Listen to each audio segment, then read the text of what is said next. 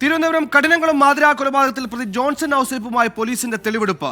കൊലയ്ക്ക് ഉപയോഗിച്ച കത്തി വാങ്ങിയ ചിറയൻകീഴിലെ കടയിലാണ് ആദ്യം തെളിവെടുപ്പ് നടത്തിയത്. അജീഷ് ജയകുമാർ ചേരുന്നു.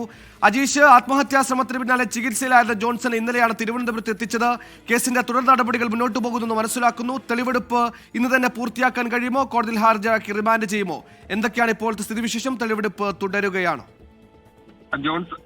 സുഹേൽ, ഇപ്പോൾ ജോൺസന്റെ തെളിവെടുപ്പ് പൂർത്തിയാക്കി ജോൺസനെ ആറ്റിങ്ങൽ കോടതിയിൽ ഹാജരാക്കിയിട്ടുണ്ട്. അല്പസമയത്തിനകം കോടതി ജോൺസനെ റിമാൻഡ് ചെയ്യും.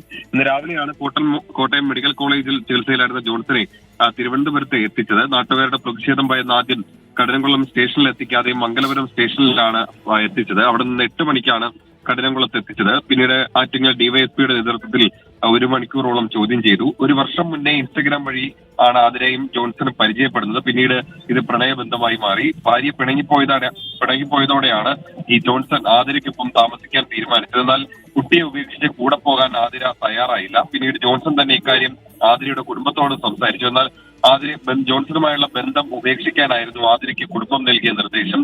ഇതിനെ തുടർന്ന് ഈ ആതിര കൂടെ വരാൻ വിസമ്മതിച്ചതിനെ തുടർന്നാണ് ഈ കൊല്ലാൻ തീരുമാനിച്ചതെന്നാണ് പോലീസ് പറയുന്നത്.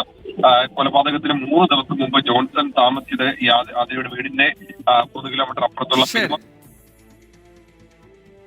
അജീഷാണ് വിവരങ്ങൾ നൽകി. ഇൻസ്റ്റഗ്രാം പരിചയം, പ്രണയബന്ധത്തിലായി പിന്നീട് ആതിരയുടെ കുടുംബം വിട്ട് തന്നോടൊപ്പം വരണമെന്ന് ആവശ്യപ്പെട്ടത് ആതിര വിസമ്മതിച്ചതിന്റെ പ്രകോപനത്തിൽ അതിക്രൂരമായ ജോൺസൺ ആതിരയെ കൊലപ്പെടുത്തി. പ്രതി ഉടൻ തന്നെ കോടതിയിൽ ഹാജരാക്കിയിട്ട് ഉടൻ തന്നെ റിമാൻഡ് ചെയ്യുമെന്നാണ് മനസ്സിലാക്കാൻ കഴിയുന്നത്.